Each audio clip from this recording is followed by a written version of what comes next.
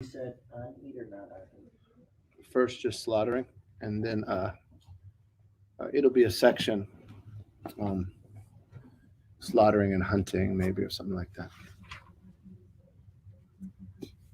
They both might be treated together, and that may be immediately after Eid or before, or maybe in a little slightly separate section. I think it should be right before judgments. Hunting and slaughtering. Yeah, yeah, exactly. And I may just ask you to reference certain translations there. You want me to bring the book to you? No, I'll ask you. Just kind of follow it as we go through this. Bismillahir Rahmanir Rahim. Alhamdulillahi Rabbil Alameen. Wa sallallahu wa sallam ala Sayyidina Muhammad wa alihi wa sahbihi wa tabi'ina lahum bi ihsan ila yawmiddin wa alayna ma'ahum wa fihim bi rahmatika ya arhamar rahimin. نوينا التعلم والتعليم والنفع والانتفاع والتذكير والمذاكرة والإفادة والاستفادة. We intend to learn and teach, to give and take benefit, to remind others, ourselves, remember. Someone mind turning this on? To remind others and ourselves, remember. To encourage holding fast to Allah, Allah's book, and the Sunnah of Allah's Messenger. وَالدُّعَاء لِلْهُدَى وَالدِّلَالَةِ عَلَى الْخَيْرِ. To call to guidance and lead to good. ابتغاء وجه الله ومرضاته وقربه وثوابه سبحانه وتعالى. Seeking in all of that Allah's countenance, Allah's pleasure, nearness to Allah and His reward, subhanahu wa ta'ala. We intend what the authors of the books we work from, among them the Yaqut and the Nafis and Imdad Salik, intend, as well as our sheikhs and the pious, and what Allah knows of good intentions. Bismillah. So we are diverting from the topic that we were covering prior to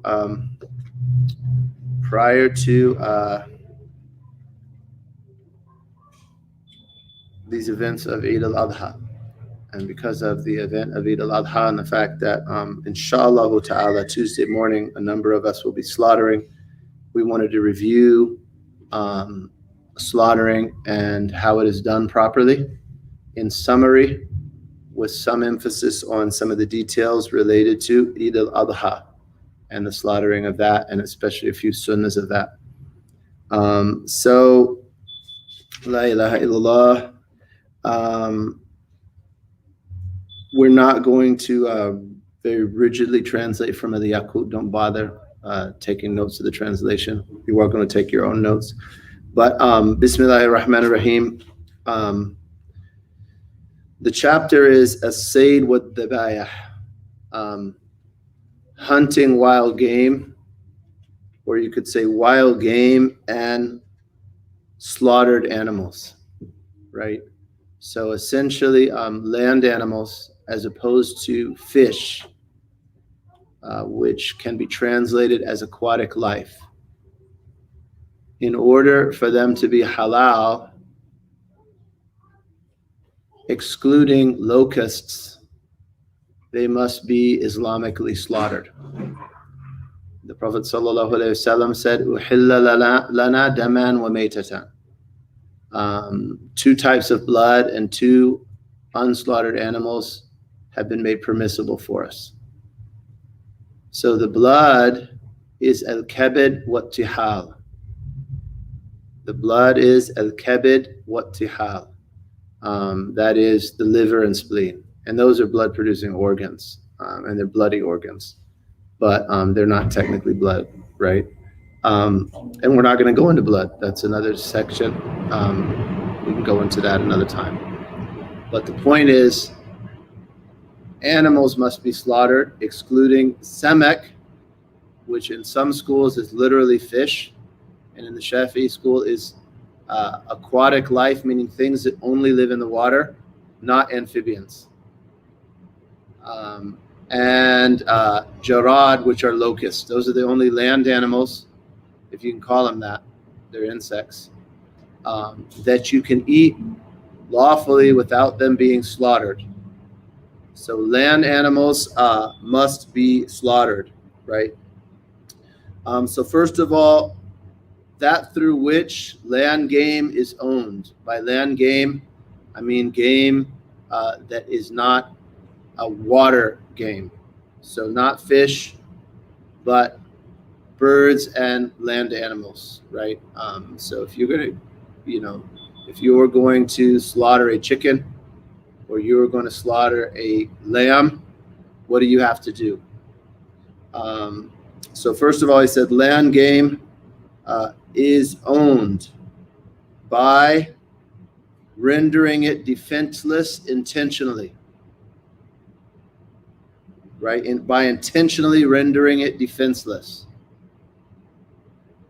And the ownership is not lost by its escape or release, right? So that's not technically slaughtering it, but you own it. So you put a trap out, it captures a rabbit, the rabbit's still alive, that rabbit belongs to you, right? As opposed to if someone owned land and a large animal got stuck in the mud of that land. That's not intentional, they don't own it, but they have first dibs on it. So then the obligatory integrals, the integrals of slaughtering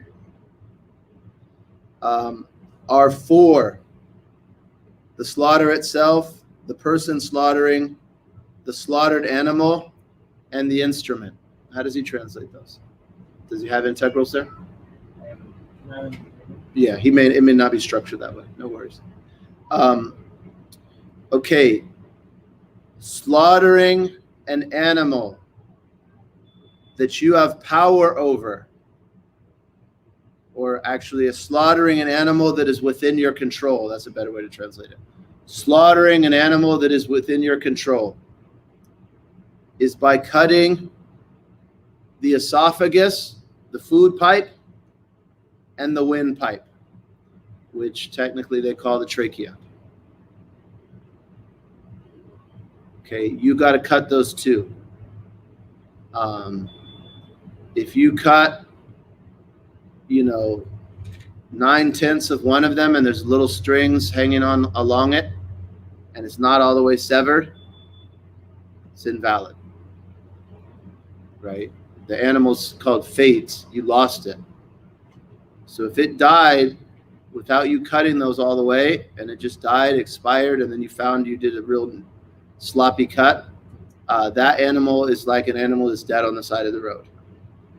All you can do with it is feed it to another animal or something and tan its hide and use that as leather. But you can't, it's not lawful for human consumption. Every portion of it is impure. The only part that remains pure is what we discussed or can become pure is what we discussed last week. If the hide is tanned, it becomes pure. So you have to cut those two. What about the arteries on either side? Those are sunnah. And it's not sunnah to cut any more than that.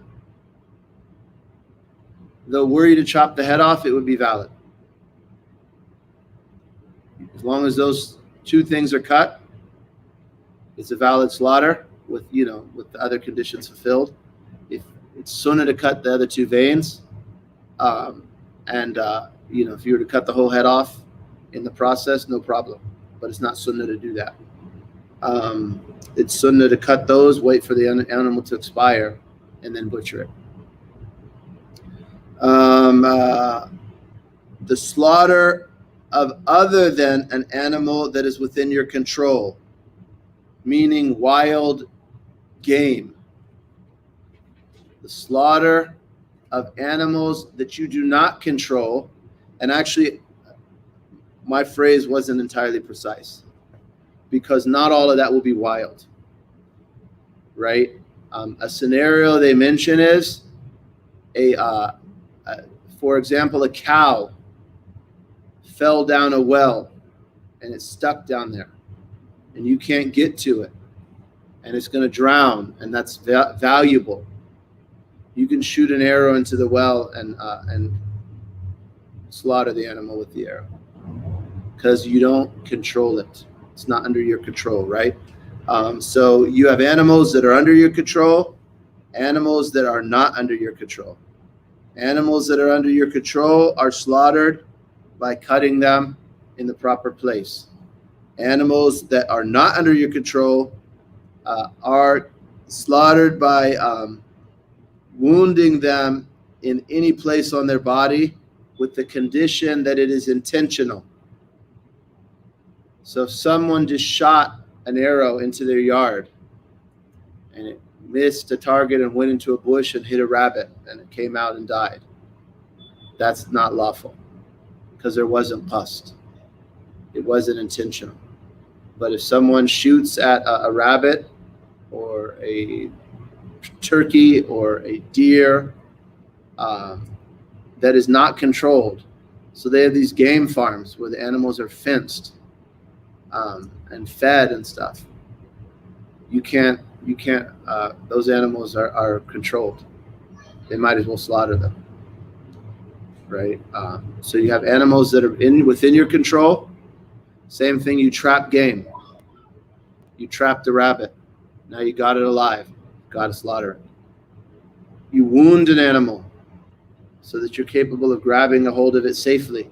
Got to slaughter it, right? But an animal that you do not control is slaughtered by it being killed from a wound anywhere on its body. So people always say, well, you shot them with an arrow, then how do you slaughter them? They're slaughtered by the arrow, right? He says, dabah, the slaughtering of an animal that is not in your control is by killing it through wounding it on any place in its body, right? So that is how you slaughter, right? You either cut the windpipe and esophagus, the food and windpipes, with an instrument that will be described, or you wound the uncontrolled animal wherever it may be, and essentially it bleeds to death from that wound, or expires, immediately. If you spine them, for example, sometimes they're going to die right away. The conditions of the slaughtered animal is that it be an edible animal in which there is stable life. An edible animal is exposed to the animals that have been prohibited by the Sharia, like donkeys. So an edible animal like a cow or a camel or even a horse. Horse is halal. Donkey is not halal. Right? So not be a donkey, or like they like to hunt wild pigs here. There's all these feral pigs in the country. That you can't slaughter that, right? It's never going to become halal. It's okay to kill them. It's actually fine to kill pigs, right? Especially those are an invasive species and they're cause a lot of habitat and crop destruction. You could kill them, but it's not slaughtering. They're unslaughtered dead. It's called mayat, or translated as carrion. Allahumma salli ala Muhammadin wa alihi wa sallam.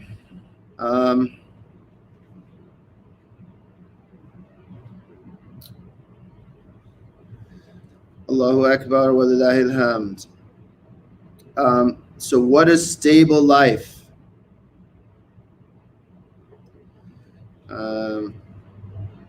So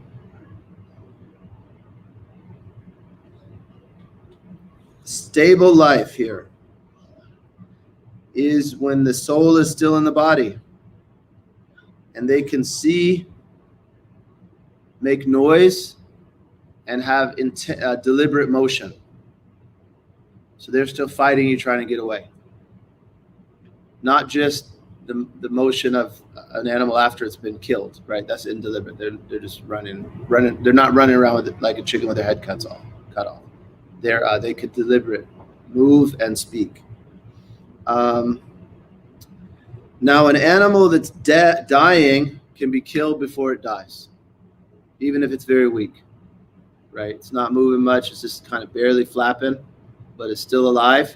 You can kill that animal. Like people hit deer, right? And they jump out and put them in their truck. If a Muslim hit a deer and jumped out and it's still kind of, flapping around, they can cut it and they're okay, right?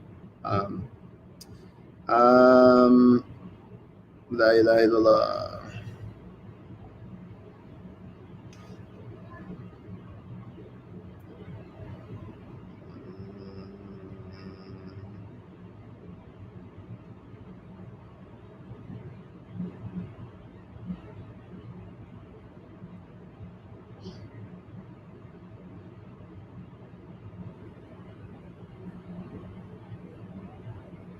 No.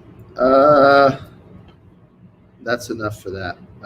There's a little detail there, but just know that in some of the longer books there'll be a little detail about an animal that's really at the last moment. If there's an apparent cause or there's not an apparent cause, they differentiate a little bit. So it has to be an edible animal that still alive, even if it's on its way out. But we had a situation. One of the brothers had bought an animal that got in a fight with another, and it was dying. So they slaughtered it right quick, because otherwise you'll lose it. It wasn't going to last to eat, so they slaughtered it now. It's okay, right? Can still see, can still move, make noise. You can slaughter it even if it's dying. Another scenario is like you wound a deer and get to it and it's still alive, but within your control safely. Got to slaughter it. And if you do at that point, it's still permissible. If you were to just stand there and you could do more and let it die, it's not permissible. However, they're dangerous, so you don't really want to grab them before you're really sure that they're not strong anymore. The condition of the instrument is that it will be sharp enough to wound neither bone nor nail.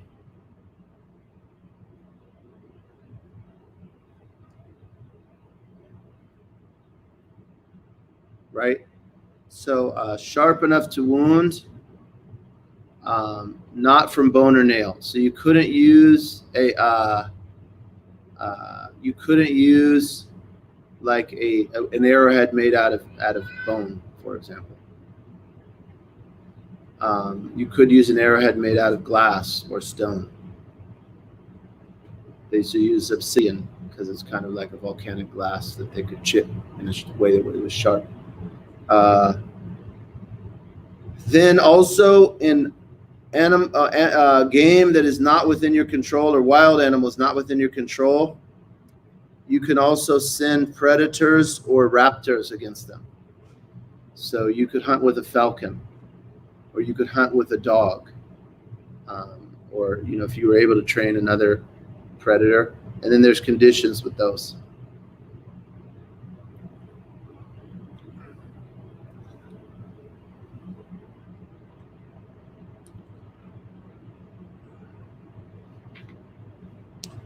So that's slaughtering. And actually, I skipped one. Sorry about that. This should be inserted in your notes after the integrals of the slaughter. The condition of, or actually the conditions of the slaughter. The conditions of the person slaughtering. That he or she be Muslim.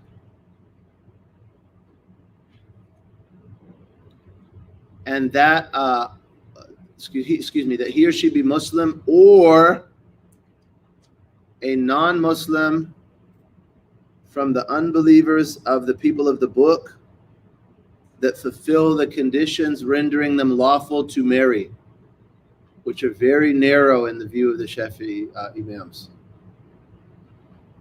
In order to be marriageable, a non-Muslim must either be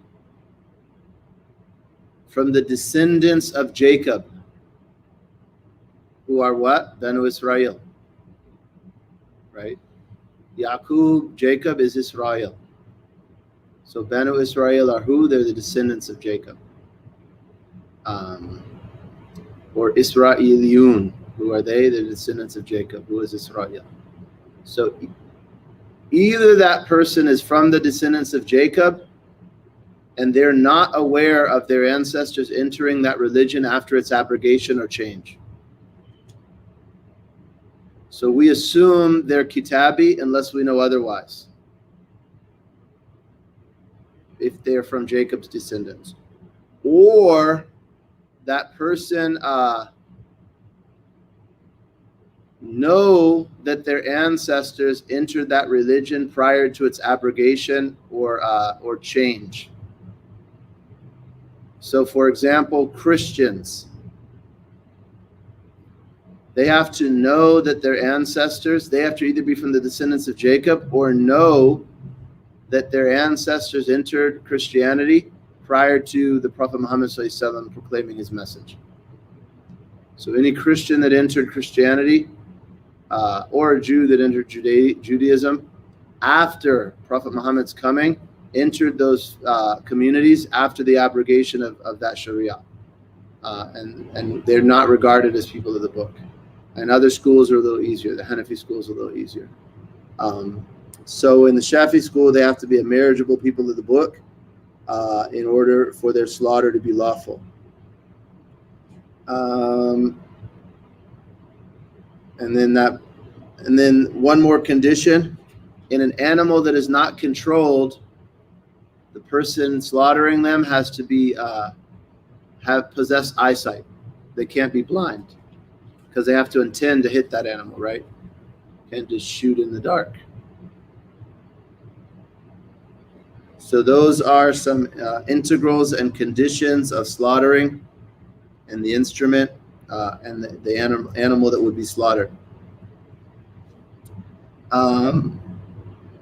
So then that brings us to Udhiyah, which is what we're going to do, inshallah ta'ala. Sacrificing on Eid al-Adha or Yom al-Nahr. The sacrifice of Eid al-Adha is a sunnah in the Shafi'i school, a wajib in the Hanafi school. Some of the hadith associated with it are pretty severe, so it behooves someone who's able. It's a sunnah for someone who's able, meaning that they possess surplus of their needs on Eid beyond that amount. La ilaha illallah.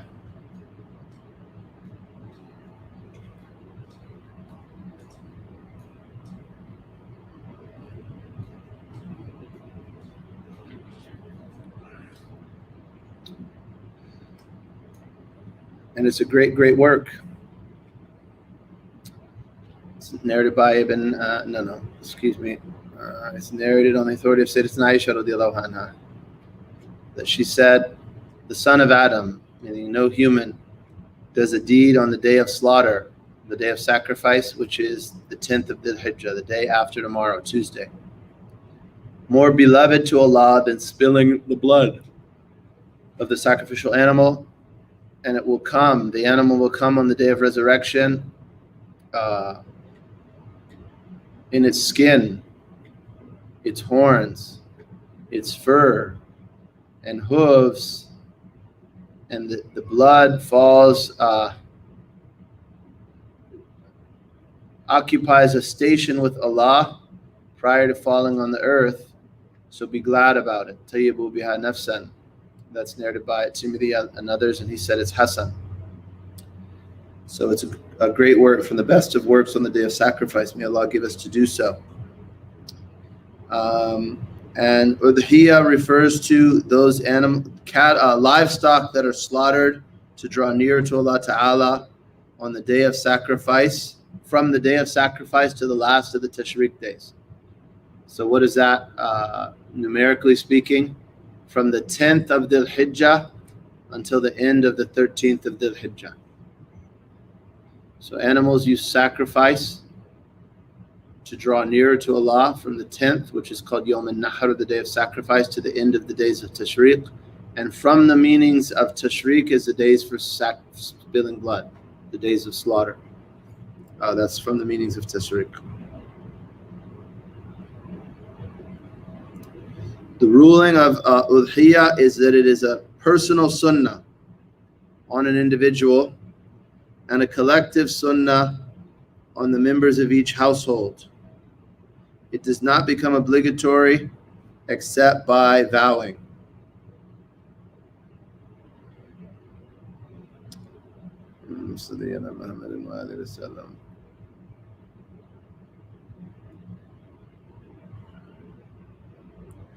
So a person who's Rashid, a person who's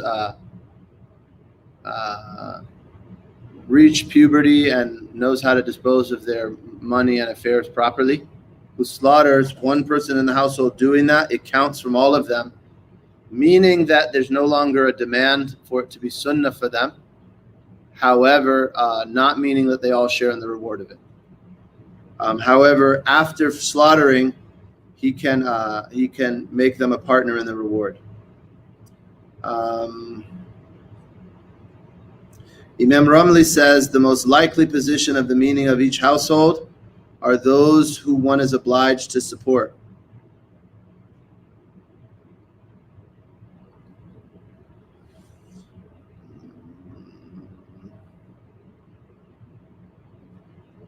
And in that position, it would even state beyond them living in the same space if you're obliged to support them.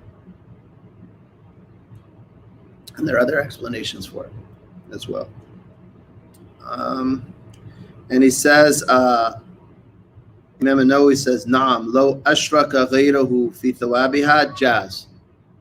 And I'm not familiar with the phrase for that.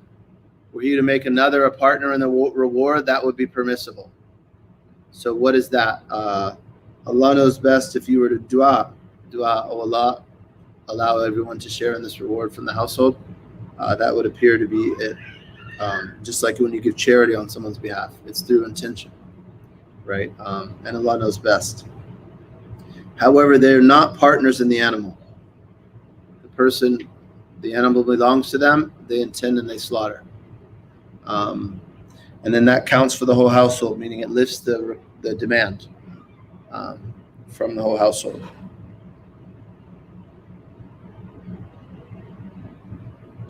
And then there are conditions for the slaughtered animal.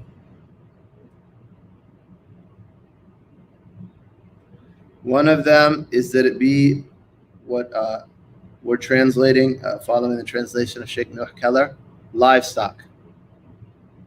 It be livestock. And those are camels, cows, goats, and sheep. So you can't slaughter a chicken, for example, though that's a qawl of Ibn Abbas. And that a sheep have lost its yearling teeth or reached a full lunar year of age. And that cows and goats have reached 2 full lunar years of age. And camels have reached 5 lunar years. Right? So that is a condition. And also they must be devoid of flaws, be without flaws that decrease their meat. So an insane animal, a blind animal, an animal with a severe limp, none of those can. Soundest position, a pregnant animal can.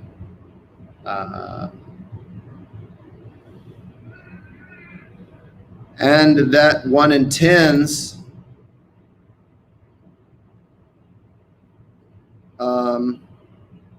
prior to or while slaughtering, or when designating the animal, if you're not vowing it.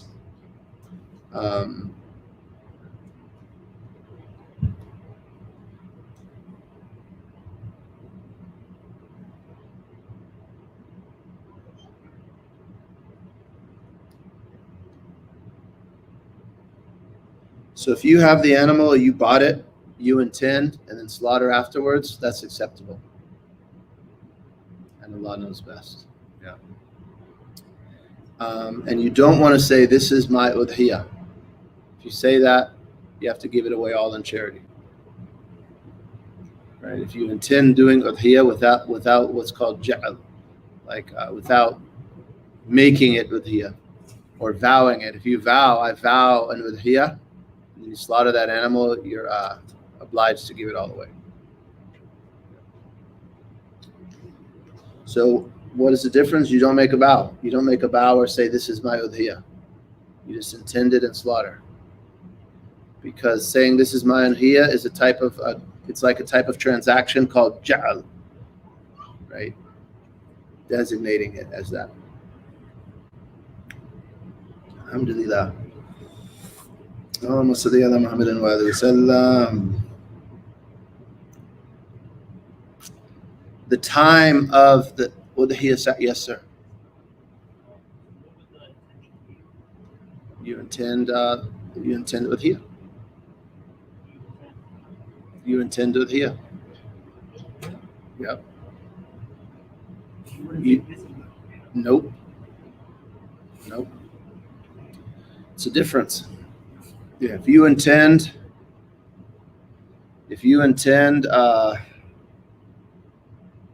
say you were going to hire Bilal to do a task for you, and you said to him, for doing this task, you will have this much. That's called ja'al. As opposed to you intend, or you say to yourself, I'm going to give him this much for this. And then after he's done it, you give him that much.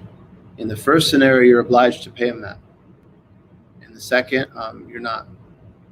It's a type of transaction. So if someone says, this animal's my udhiyah, khalas, they've made it udhiyah. Whereas if they intend, nawaitu udhiyah bihada, dahi bihada, yeah. Sayyidina Muhammadin wa alihi wa sallam. Okay, when is the time of udhiyah? The time of udhiyah is from after the sun rises and the time has passed to pray 2 rakas and deliver 2 short khutbahs on the day of an-Nahr to the end of the day of Tashriq. That's when the time begins. The best time is after the sun is elevated. And that's duha time. So the best time is duha time on. But technically speaking, you could do it before duha time.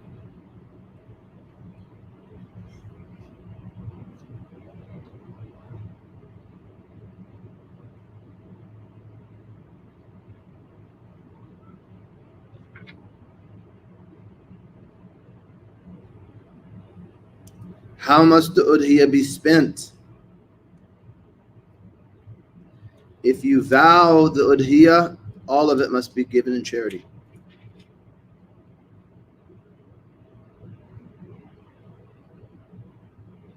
A voluntary udhiyah, you must give it in charity, a small portion of it in charity, something of value, raw. So if you just cook it and host people, that doesn't suffice. But if you were to take a leg, for example, a shank, for example, and give it to someone raw who is poor or miskeen, that would suffice. And charity here implies to someone poor. It is not valid to sell any of it.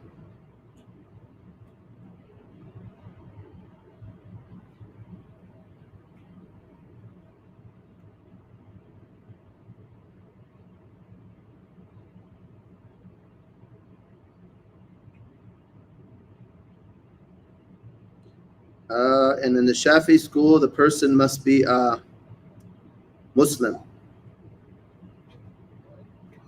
fakir, miskeen. In the Hanafi school, though, it could be given to non-Muslims.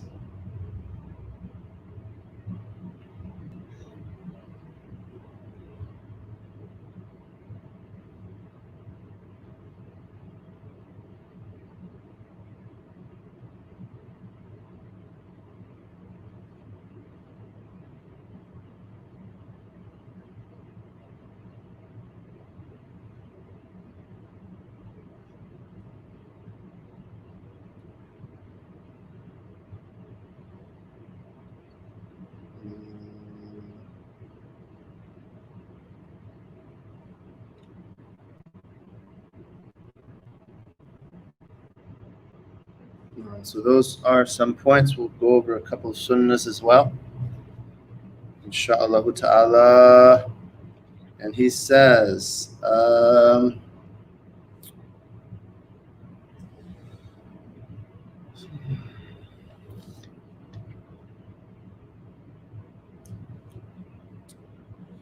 It is sunnah to do takbir prior to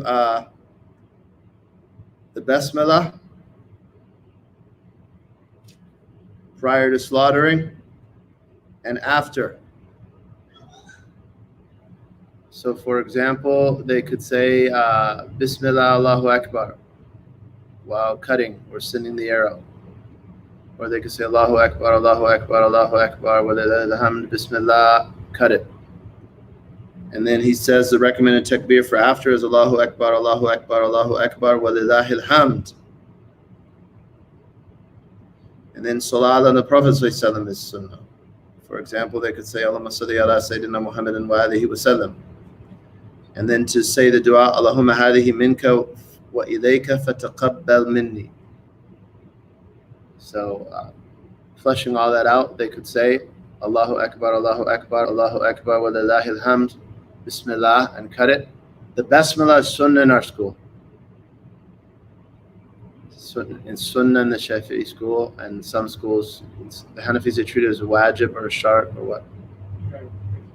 It's a wajib. Yeah, alhamdulillah for that, yeah. Malikis appear to be that way too. Hunting, it's hard to remember the basmalah.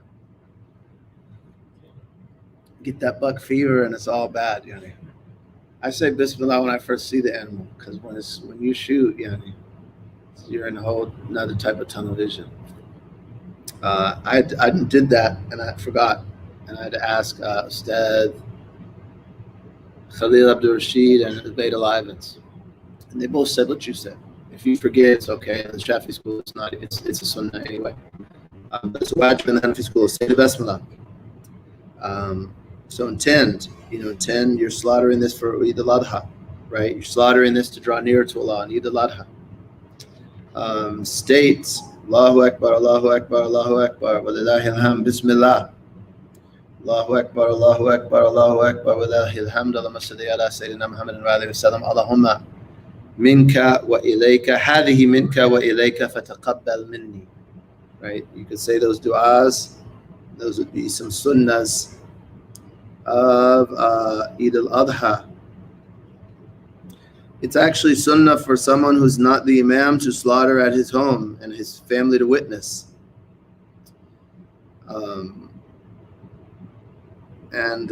It's sunnah for the imam when he does so on behalf of the Muslims to slaughter at the musalla immediately after salah, and then to leave it there for the people to take. It's sunnah to sharpen the knife. Alhamdulillah, jazakallahu khairan. Some of the brothers did a knife sharpening seminar for us. It's sunnah to slaughter with force. And sharpness and force really helps. You get it over with quick. Sunnah for the person to face the Qibla and for them to face the animal to the Qibla. So you lay the animal down on their on their left side, facing the Qibla. You hold them in, and you wouldn't have to, this is how we did it. And then you hold them with your left hand, stand behind them and cut with your right hand. That's inshallah how we did it. And were you to lay them on their right, it shouldn't be a problem, but then you're going to have a little bit of difficulty if you're right-handed holding them. You should lay them in a soft place.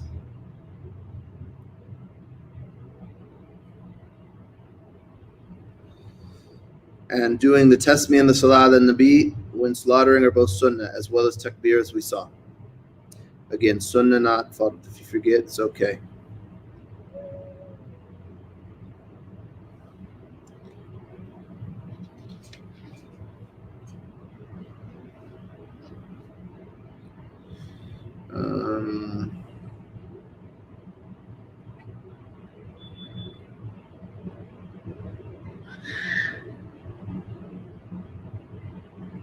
The best thing with an udhiyah that is voluntary is to only eat a few bites, and that those bites be of the liver, and no more than 3. That's actually the best.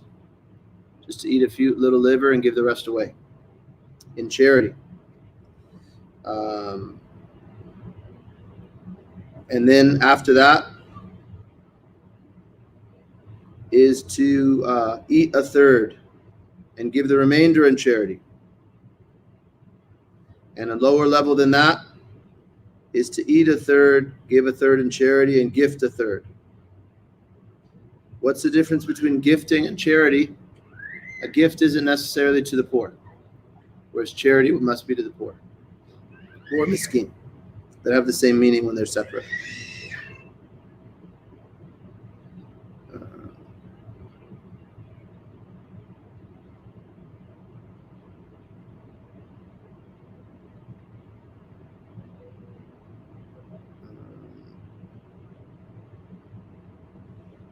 And an animal, again, that has been vowed or designated, maj'ul, you have to give all of it.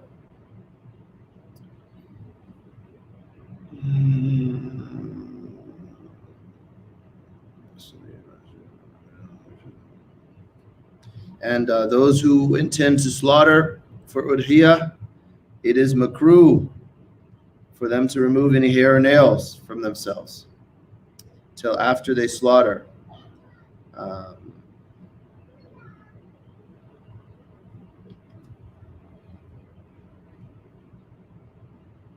Yeah. And in terms to your question, the author of Bushra al-Karim says, وَأَنْ يَدْوِي التَّضْحِيَةِ in the dhabh, right?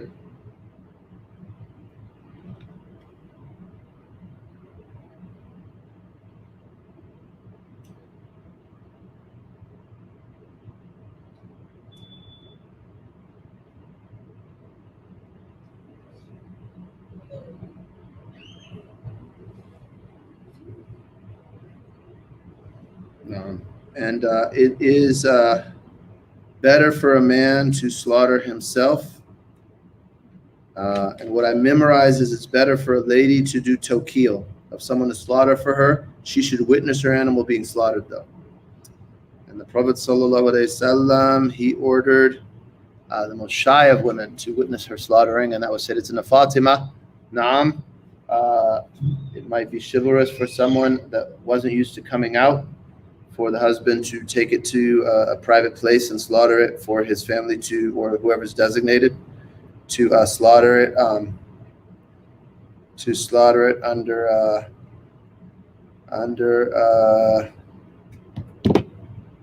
in a private place for them, under their authorization, and Allah knows best.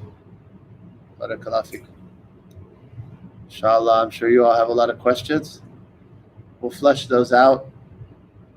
We'll take a couple, but we'll flesh them out on that day. We'll write out the du'as and sharpen our knives, have people help coach us, inshallah. Maybe we can get Adam to come over or something, because some brother's going to be butchering that day. Bismillah, we can take a couple questions. Yes, Joe. So you mentioned to have it face something that is it like to face the garden? The bottom of the torso, it's laying on its side. So the legs and the bottom. Yeah, so they're gonna walk it over, flop it down on its side, and put your left hand on its under here and pull its neck back. And Allahu Akbar, Bismillah. Yes, sir. If I was giving it to, so I'm Shafi. If I wanted to do Muslims, right? So if I wanted to, so last year in Detroit, I had a big issue finding Mesquite Muslim at that time, Right. because everyone was like, it was just a There's lot so of much meat. so much meat, and so many Muslims in. So the point I'm asking is, You got the whole metro giving charity. yeah, facts. But I can do like the poor non-Muslim right on my block, and it can be like a good dollar too. Yeah. Yeah, we did that last year too. We took the hand. The question is, we had trouble finding poor to give it to. So can we take the Hanafi dispensation? What I understood from Sheikh Tamim Ahmadi out in California, who I like to call because he's technical as a fiqh student, as a teacher, he said it's mubah, like you could just slaughter it and allow anyone to have from it. And yeah, so I think there's a benefit in taking that Hanafi dispensation locally, because there's just so much. There's abundance, and it'll go bad otherwise, or just you'll just end up eating it yourself. But if you could search a little bit and find a poor Muslim, at least a little bit, Yes, sir. And in the Shafi'i school, was one a must that they give part of it to charity? Yep. At least 1/3. Not a third. Something of value. Not just like the stomach. A few lamb chops or something. A little bit has to be given to charity. And the more the better. Yes, sir. I have a poor Muslim that comes to the shop and is asking for me, so people can give some. Cool. Look him up. Yeah. We have a little network. We'll find some. Even among each other, inshallah. Some of us can be fuqara for each other, inshallah. Any others? Any from the sisters? Yes.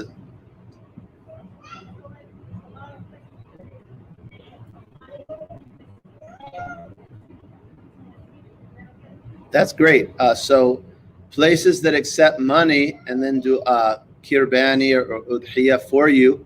So they're doing it as your agent. They're receiving the money, slaughtering and distributing as your agent, and that's fine. That's fine, and that you've done it with udhiyah. And maybe sometimes it might be advantageous to the poor in certain places that it be done that way. And Allah knows best. Yes, sir. وقت التضحية في آخر أيام التشريق before one prays Asr. Before Maghrib. Yeah. And that brings me to another question.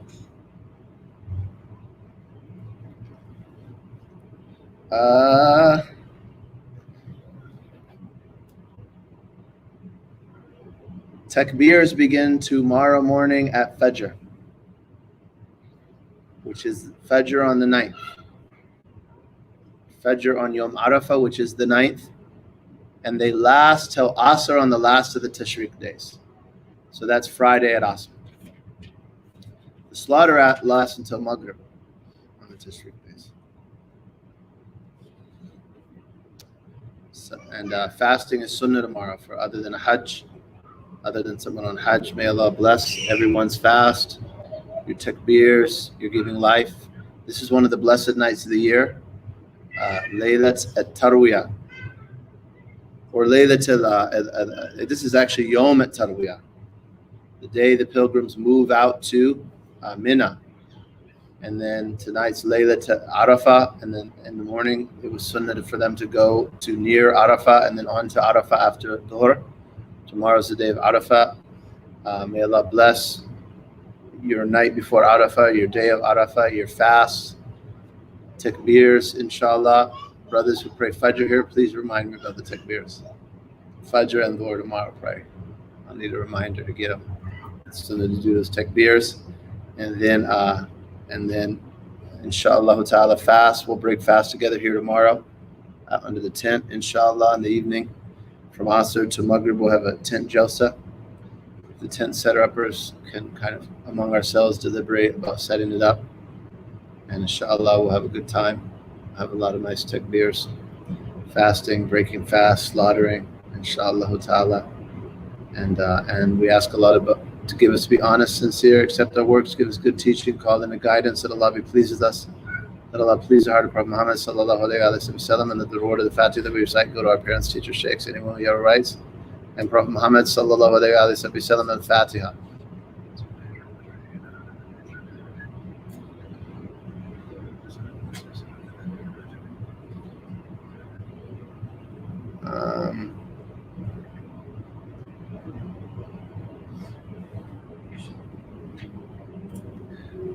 If you paid for an animal to be slaughtered overseas, the intention is the same.